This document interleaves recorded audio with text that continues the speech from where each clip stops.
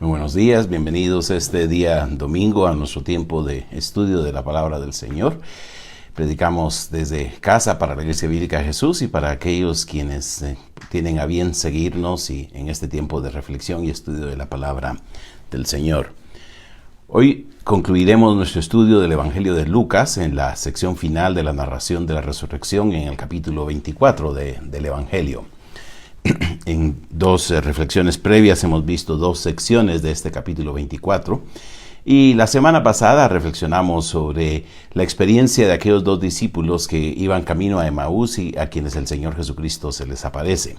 En ese encuentro transformador de sus vidas con el Cristo resucitado, aprendimos la necesidad de experimentar esa vivencia del Cristo resucitado en nuestras vidas.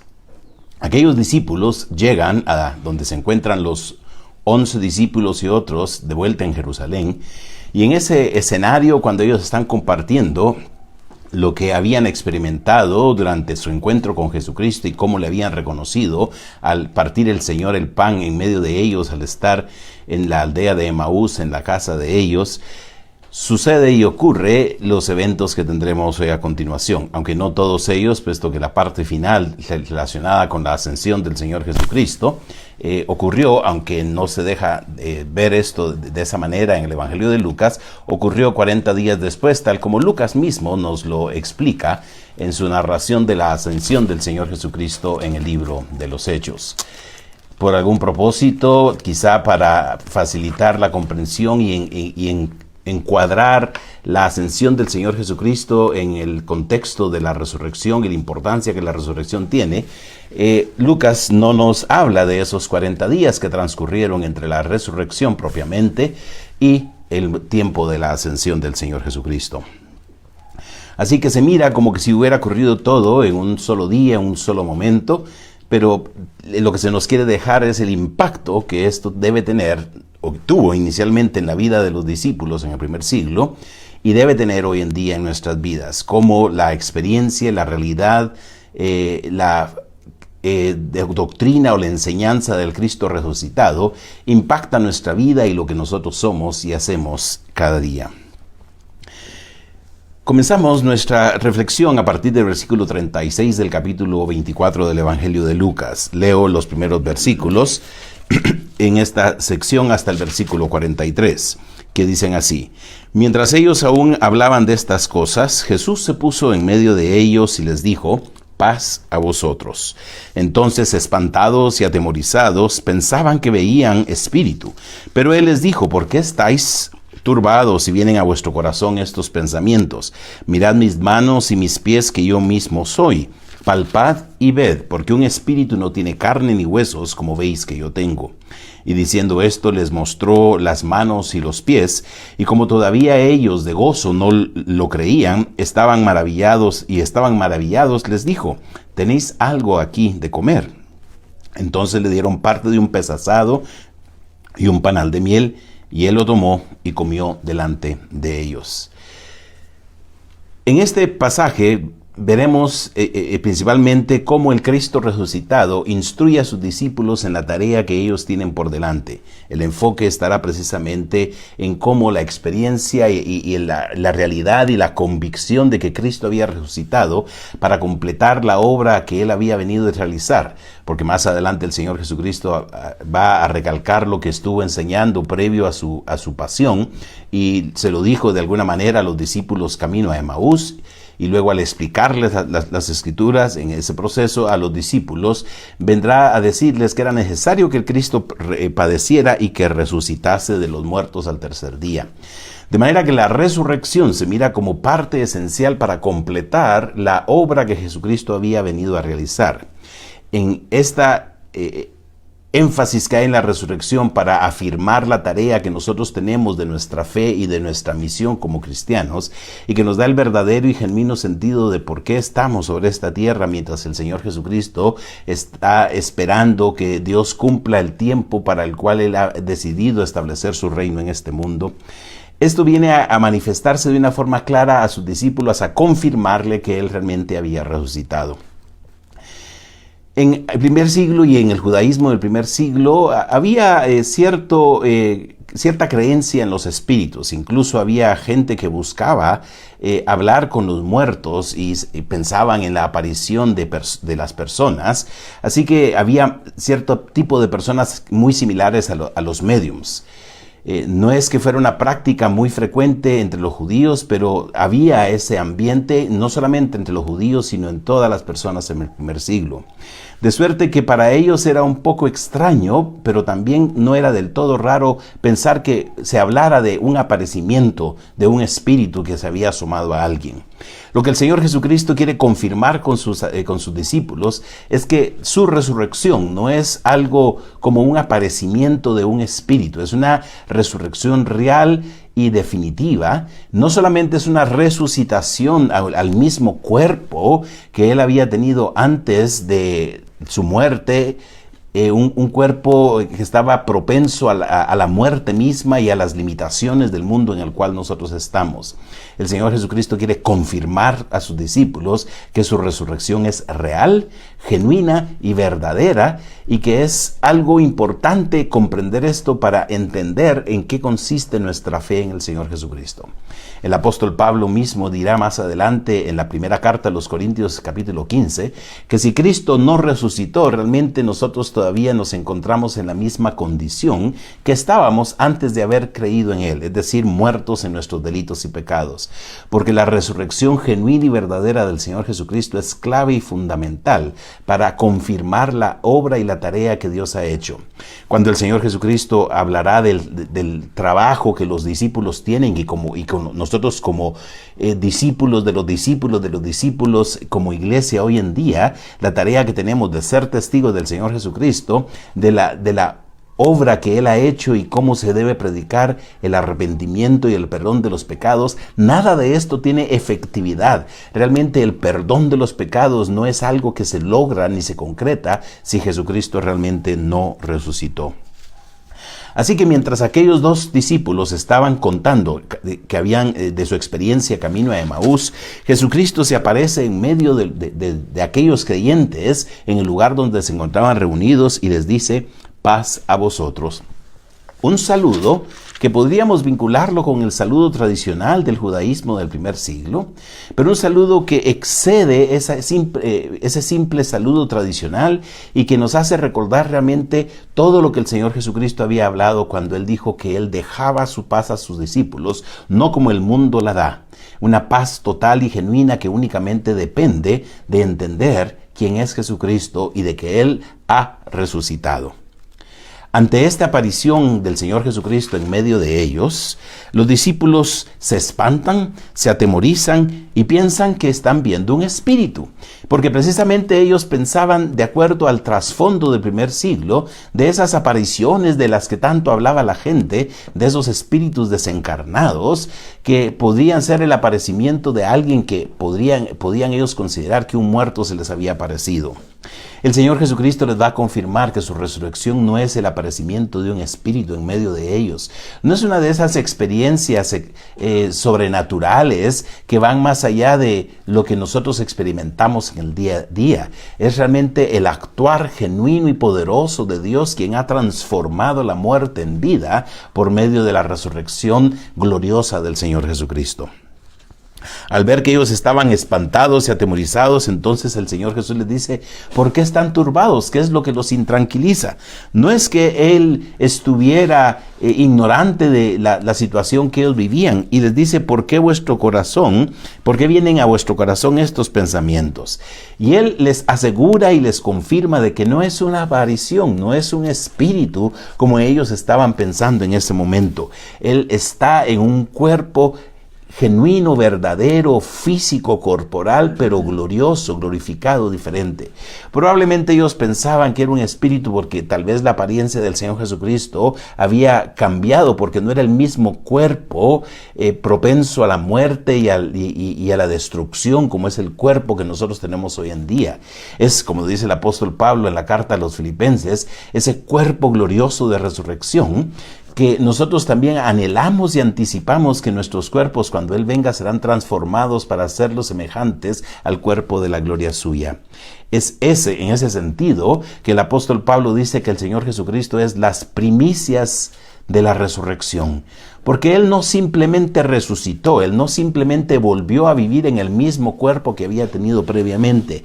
Él resucitó a un cuerpo glorioso, un cuerpo que supera la condición humana actual, que es el cuerpo que anticipa la resurrección definitiva de cada uno de nosotros.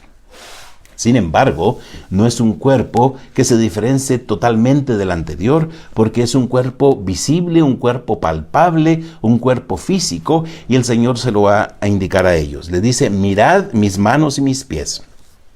Probablemente la referencia a ver las manos y los pies se va relacionado con el hecho de que Él está cubierto de su vestido, que abarcaba la totalidad de la persona, y las únicas partes visibles del cuerpo eran el rostro, que ellos ya habían visto, y las manos y los pies. Así que el Señor les dice: miren, tengo manos, tengo pies. Pálpenme, véanme.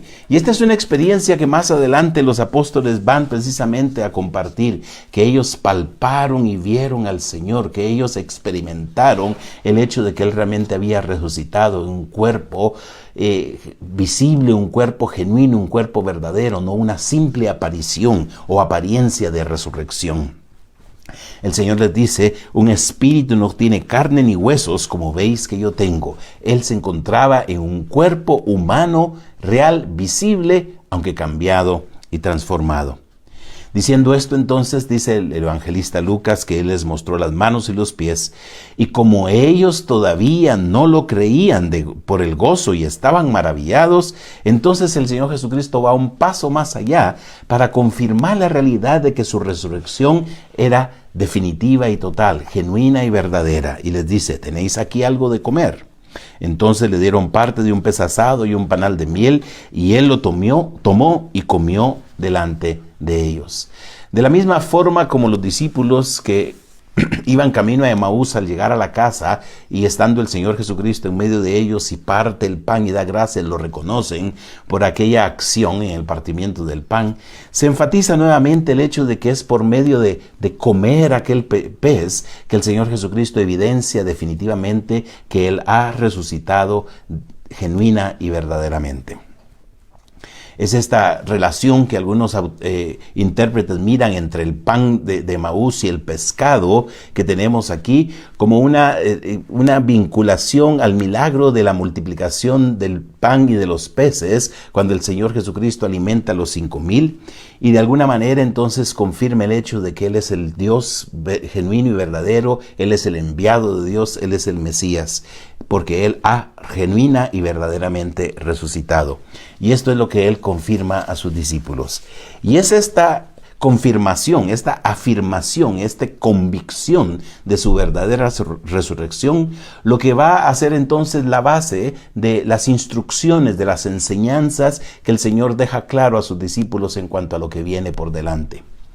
Porque aquellos que pensaban que su vida había terminado, que sus expectativas se habían venido por los suelos, que todos los planes o anhelos que tenían de un cambio y una transformación en cuanto al futuro se había terminado porque había concluido con la muerte de Jesucristo y sus planes ya no podían seguir adelante. Ellos que sentían que la vida había llegado a un alto y ahora no tenían idea clara de qué hacer hacia adelante. Es como sentirse con un futuro incierto o un futuro no claro. El Señor Jesucristo, por medio de la confirmación de su resurrección, vendrá a darle a los discípulos claridad de vida, claridad de propósito, claridad de enfoque en cuanto a lo que viene por delante. Y eso es lo que la resurrección de Jesucristo debe lograr en cada uno de nosotros. Darnos claridad de vida, darnos sentido de propósito, darnos un norte hacia el cual dirigirnos. Porque la resurrección de Jesucristo, que se confirmó a los discípulos por medio de esta aparición del Señor Jesús, y que Él les demostró claramente que Él estaba en un cuerpo verdadero, genuino, visible, tocable, palpable. Esta resurrección viene a confirmar entonces hacia dónde nos dirigimos y que hay un futuro y que hay una esperanza y que nosotros podemos anticipar que Dios va a completar sus planes y sus propósitos. El mundo en que estamos muchas veces nos desanima, nos decepciona, nos hace sentirnos llenos de dudas. Pareciera que las circunstancias a nuestro alrededor no tienen cambio ni transformación. Vivimos en un tiempo cuando la humanidad piensa que nuestro futuro es incierto porque nosotros nos estamos destruyendo a nosotros mismos y estamos buscando el fin de la humanidad, de nuestro planeta y de las circunstancias a nuestro alrededor. Pareciera que vivimos en un tiempo cuando la humanidad no tiene esperanza de nada, ni siquiera en el hombre mismo, porque la corrupción, la maldad, la violencia, la injusticia que prevalece en el mundo hace que todos nosotros nos sintamos desinflados y sintamos que realmente no hay ningún sentido ni propósito para nuestra existencia. Pareciera que todo lo que se logra y se alcanza va encaminado a que se completen los propósitos y los planes de aquellos que malvadamente obran en contra de la humanidad en general y solo buscan su propio beneficio y satisfacer sus propios placeres.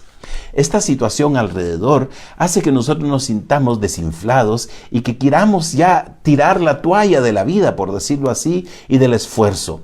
Pareciera que ningún proyecto, ningún esfuerzo humano por establecer paz, justicia, equidad en el mundo va a lograrse porque parece que prevalece siempre el mal, la injusticia, la maldad, la corrupción, porque el hombre cada vez es peor. En medio de eso, nosotros podemos ver que hay esperanza, porque Jesucristo resucitó y su resurrección es garantía de lo que viene por delante. Y aunque han transcurrido 2000 años en la espera de que el Señor Jesucristo vuelva y retorne a establecer el reino de Dios en este mundo, y no sabemos cuánto tiempo más habrá de transcurrir, la realidad de la resurrección, que es una proclama constante de la iglesia en el primer siglo y a lo largo de los siguientes siglos, como parte de la predicación del evangelio, de ese ser testigos de esas cosas, de esa realidad de la resurrección del Señor Jesucristo, es lo que nos anima y nos hace seguir adelante. En los versículos 44-49 leemos las palabras que el Señor Jesucristo explica a los discípulos y les aclara en cuanto a cuál es el papel de la iglesia hoy en día. Leo. Y les dijo: estas son las palabras que os hablé estando aún con vosotros, que era necesario que se cumpliese todo lo que está escrito de mí en la ley de Moisés, en los profetas y en los salmos. Entonces les abrió el entendimiento para que comprendiesen las Escrituras y les dijo: así está escrito, y así fue necesario que el Cristo padeciese y resucitase de los muertos al tercer día, y que se predicase en su nombre el arrepentimiento y el perdón de pecados en todas las naciones, comenzando desde Jerusalén, y vosotros sois testigos de estas cosas. He aquí yo enviaré la promesa de mi Padre sobre vosotros, pero quedaos vosotros en la ciudad de Jerusalén hasta que seáis investidos de poder desde lo alto. Explicándole las Escrituras entonces, tras haber confirmado la realidad de su resurrección, haber puesto la base de lo que viene por delante sobre la obra que él hizo de su muerte y su resurrección, que son los elementos claves y fundamentales de la fe cristiana. El hecho de que Jesucristo, como dice el apóstol Pablo en el capítulo 15 de la primera carta a los Corintios, que el Señor Jesucristo murió y fue sepultado y resucitó y se apareció a los apóstoles y a los discípulos, esa base clave y fundamental del evangelio que nosotros predicamos, es lo que entonces viene a aclararnos cuál es el propósito de lo que él hizo y cuál es la meta hacia la que nosotros nos dirigimos. El Señor primero les aclara de que era necesario que se cumpliese lo que estaba escrito por él en el Antiguo Testamento, resumiendo el concepto del Antiguo Testamento en la triple división de la ley, es decir, Moisés, los profetas y los escritos, representados por el primer y mayor libro de los escritos, que era el libro de los Salmos. El Señor Jesucristo entonces, con estas tres divisiones, se refiere a la totalidad del Antiguo Testamento y cómo el Antiguo Testamento había anticipado que Él iba a venir como el enviado de Dios, como el Cristo, el Mesías, el ungido de Dios, quien habría de venir a sufrir por nosotros, pero resucitar para darnos la esperanza de vida. Y el Señor Jesucristo dice: es necesario que se cumpliese todo lo que estaba escrito de mí en la ley de Moisés, en los profetas y en los salmos. El Antiguo Testamento es importante para que nosotros comprendamos y entendamos de qué trata la misión cristiana basada en la obra del Señor Jesucristo. Si no sabemos qué es lo que Dios preparó en el Antiguo Testamento, cuando hizo tantas promesas, estableció pactos con tantos individuos y particularmente con la nación de Israel, no fue simplemente para hablar de su favoritismo por un pueblo en particular, sino para canalizar por medio de esa nación el cumplimiento de la meta final, que es la de establecer el reino de Dios en este mundo por medio de ese escogido suyo, el Mesías, el Cristo. Y el Señor Jesucristo dice que el Antiguo Testamento se enfoca hacia el cumplimiento de todo lo que Él vino a hacer y que vino a lograr por medio de su muerte y de su resurrección, y que nos enfoca adelante para que cada uno de nosotros tenga la base sólida de lo que estamos haciendo. En todas nuestras actividades y tareas, en medio de encontrar el propósito de nuestra vida y tratar de lograr cada uno de nosotros la satisfacción de sus anhelos propios y personales, debemos tomar y entender que hay algo que va por encima de cualquier meta personal, el propósito final de Dios, y que nosotros somos parte de ese propósito sobre la base de la obra de la muerte y resurrección del Señor Jesucristo. Muy importante el versículo 45 para nosotros hoy en día también. Dice que el Señor les abrió el entendimiento para que comprendiesen las Escrituras. Muchas veces nosotros andamos dando patadas de ahogado, como se suele decir, andamos dando golpes al aire porque no entendemos las Escrituras, no entendemos lo que la palabra de Dios nos enseña y nos explica. Y necesitamos que el Señor, por medio de la obra de su Espíritu Santo que mora en nosotros y que nos ilumina, abra nuestros entendimientos para que nosotros podamos comprender realmente la claridad del propósito de Dios para la humanidad y para nosotros en particular. Para que veamos que la historia de la humanidad no está perdida, que realmente el propósito de nuestra existencia no es algo fortuito y al azar, sino que realmente Dios va a establecer su reino para darnos a nosotros esa plenitud de vida que cada uno de nosotros anhela. Porque el Señor Jesucristo dijo que Él había venido para darnos vida y para dárnosla en abundancia. Y de eso trata el reino de Dios, de que cada uno de nosotros encuentre el genuino y verdadero propósito de su vida y su existencia, que realmente pueda ver su vida en una perspectiva más amplia, que no la vea solamente como el alcanzar y lograr la satisfacción de los deseos más bajos o instintivos de nuestra naturaleza humana, sino que veamos un poco más allá y veamos realmente que en este mundo hay algo que Dios quiere que nosotros logremos y alcancemos, y que podamos entender por qué es que Dios nos ha puesto en esta tierra y por qué Dios nos ha dado tantas cosas a nuestro alrededor, no solamente para que nosotros egoístamente satisfagamos nuestros deseos, sino para que veamos cuál es el propósito mayor y más amplio que Dios tiene para la humanidad y para nosotros en particular. Al abrirles el entendimiento para que comprendieran las Escrituras, el Señor Jesucristo recalca la obra suya, pero también lo que los discípulos han de hacer. Así está escrito, y así fue necesario que el Cristo padeciese y resucitase de los muertos al tercer día, y que se predicase en su nombre el arrepentimiento y el perdón de pecados en todas las naciones, comenzando desde Jerusalén. Y vosotros sois testigos de estas cosas. La obra del Señor Jesucristo es necesaria e indispensable para que cada uno de nosotros pueda obtener el perdón de los pecados sobre la base del arrepentimiento. ¿Cuál es la importancia del perdón de los pecados? El pecado es realmente lo que destruye al ser humano. El pecado nos esclaviza. El pecado nos quita el sentido y el propósito. El pecado nos aleja de Dios y no deja que nosotros logremos y alcancemos la totalidad del propósito de nuestra vida y nuestra existencia. El perdón de los pecados que se nos ofrece por medio de la obra de la muerte y resurrección del Señor Jesucristo es lo que va a lograr que cada uno de nosotros llegue a ser ese verdadero ser humano que Dios ha planificado que seamos, que cada uno de nosotros refleje plenamente esa imagen y semejanza de Dios que hay en nosotros, que cada uno de nosotros llegue a ser esa persona plena y completa que podemos ser, esas personas nuevas y renovadas en el poder de Dios por medio del perdón de los pecados. Pero es necesario que haya arrepentimiento previamente.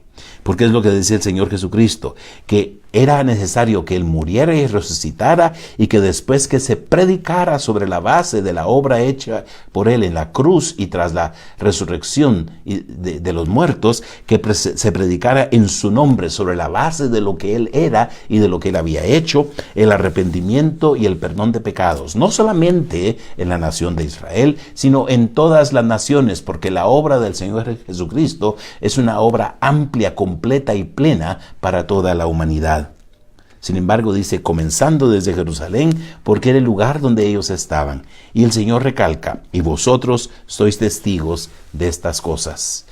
En la narración del libro de los Hechos, previo a su ascensión a los cielos, el Señor Jesucristo también recalca esto en el conocido versículo 8 del capítulo 1. Pero recibiréis poder cuando haya venido sobre vosotros el Espíritu Santo, y me seréis testigos en Jerusalén, en toda Judea, en Samaria y hasta lo último de la tierra.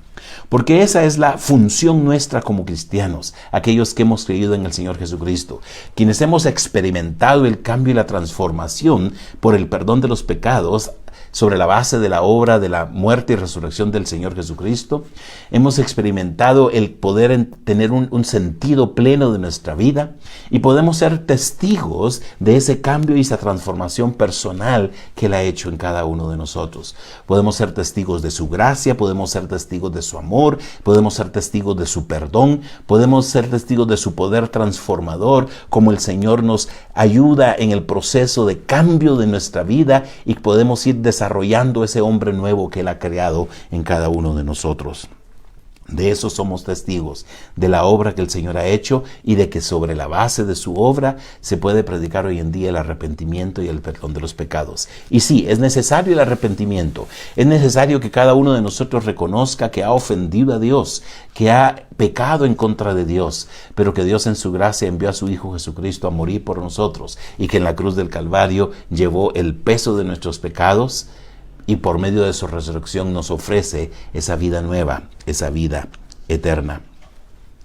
Para poder realizar esa tarea de ser testigos, no podemos hacerlo todo, y es por eso que el Señor Jesús le dice a los discípulos que habría de enviar la promesa del Padre sobre ellos. Es la promesa del Espíritu Santo, ese otro consolador que era necesario enviar, que habría de animar y fortalecer a los discípulos.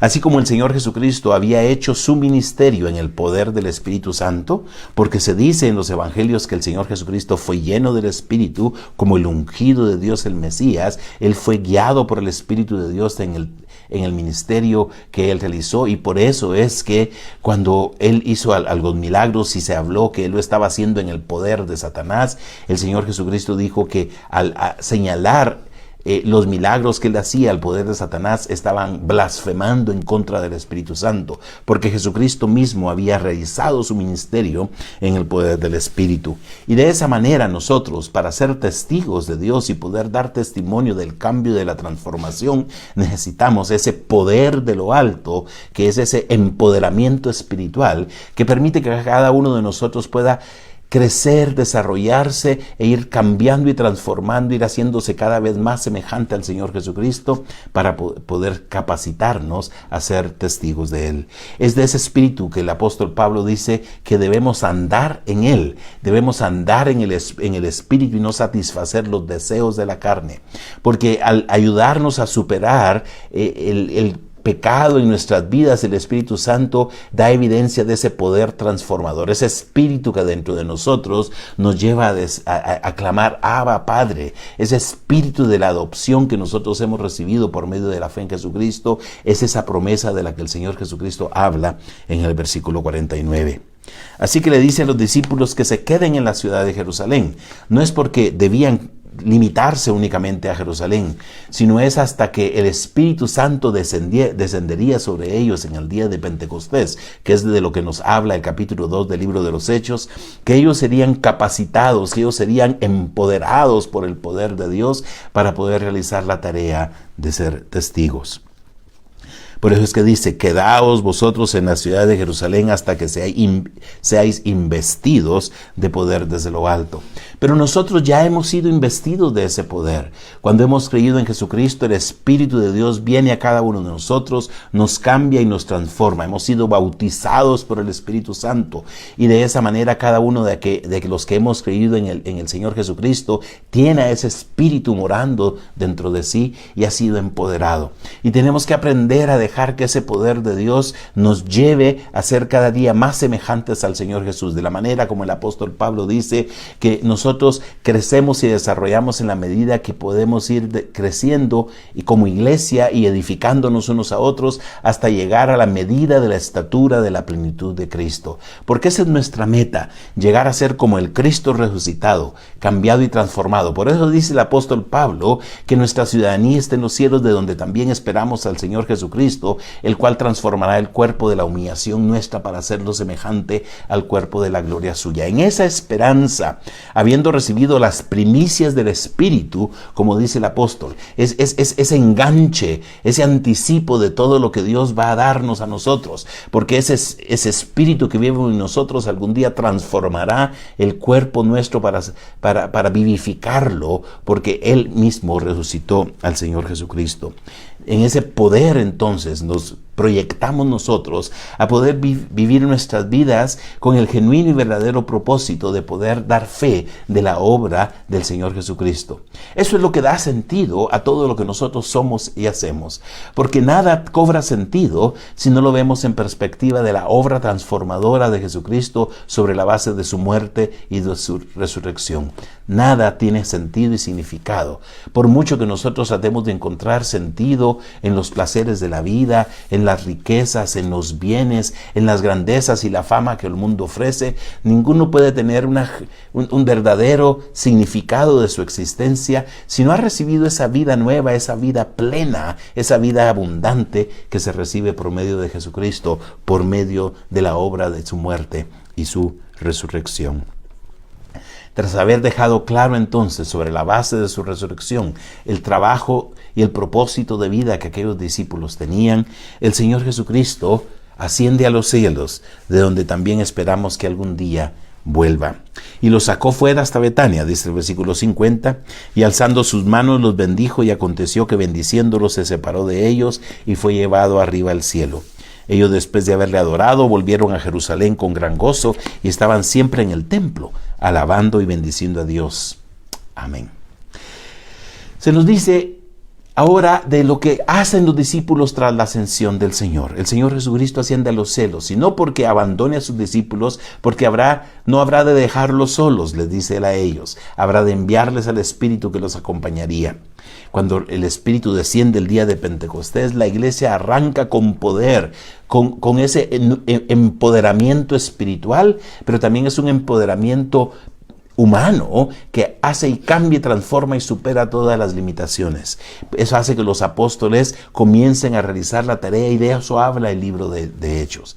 Por eso es que algunos dicen que realmente no debería llamársele Hechos de los Apóstoles a ese libro, sino los Hechos del Espíritu Santo, porque es la tarea que ellos hacen por medio del obrar del Espíritu Santo en ellos. Y eso es lo que nos permite ver que el Espíritu Santo está activo completamente a lo largo del libro de los Hechos, porque es lo que el Espíritu Santo habría de venir a hacer: animar a los discípulos a comenzar el inicio de esa obra de Dios, que es la predicación del arrepentimiento y el perdón de los pecados. Y eso es lo que los apóstoles hacen en el libro de los Hechos, cuando pueden adorar al Señor estando en el templo bendiciendo a Dios, porque han encontrado y han reconocido que Dios ha sido bondadoso y bueno, no solamente para ellos, sino para toda la humanidad. Y de esa manera nosotros hoy podemos proclamar el mensaje del Señor Jesucristo. Cuando el Señor Jesucristo asciende, según nos narra el libro de los Hechos, aquellos discípulos se quedan quizá impávidos, viendo hacia el cielo, y se aparecen dos ángeles y le dicen: ¿y ustedes qué están haciendo viendo al cielo? Así como ustedes le han visto ascender al cielo, de esa misma forma habrá de volver. Y esa es la esperanza de la iglesia, que algún día el Señor Jesucristo vuelve y retorne. Y eso fue parte del mensaje de los apóstoles. El apóstol Pablo dice que el Señor tiene guardada una corona para aquellos que aman su venida. Y es en perspectiva del retorno del Señor Jesús que nosotros nos movemos hacia adelante, que vivimos nuestras vidas, no viendo como que simplemente estamos alcanzando metas limitadas a nuestra existencia en esta tierra, sino son metas que van más allá y se levantan hacia el futuro y hacia la eternidad, porque anticipamos las recompensas que el Señor Jesucristo habrá de traer. ¿Qué efectos y qué resultados ha tenido la convicción de la resurrección del Señor Jesucristo en nuestras vidas? ¿De qué manera nosotros podemos motivarnos y animarnos? Recordemos que hemos recibido el poder del Espíritu Santo sobre la base de la obra del Señor Jesucristo. Y eso es lo que hace que genuinamente nosotros podamos vivir una vida plena anunciando el mensaje del Señor Jesús. Si no anunciamos el mensaje del Señor Jesucristo, de su muerte y su resurrección, no compartimos esa obra con aquellos que están a nuestro alrededor, a quienes el apóstol Pablo describiría posiblemente en las palabras que él le dijo a los efesios, de cómo ellos se encontraban antes de haber creído en Jesucristo, que se encontraban sin esperanza y sin Dios en el mundo, muertos en sus delitos y pecados. Y esa es la condición de un mundo que no ha creído en el Cristo resucitado. Se encuentra sin esperanza y sin Dios en el mundo, muertos en sus delitos y pecados. Pero nosotros como cristianos tenemos ese mensaje de poder que puede cambiar y transformar a la humanidad, porque somos testigos de Jesucristo. Sobre la base de nuestra convicción de la resurrección de Jesucristo, compartamos ese mensaje, seamos testigos de la obra transformadora de Jesucristo, para que muchos otros más puedan llegar a ser personas con esperanza y con Dios, y que han sido hechos nuevas criaturas en Jesucristo, que han sido cambiados y transformados en el poder del Señor. Que el Señor les bendiga con un domingo bendecido y que puedan tener una semana llena de su gracia y de su misericordia. Si Dios permite, nos veremos la siguiente semana.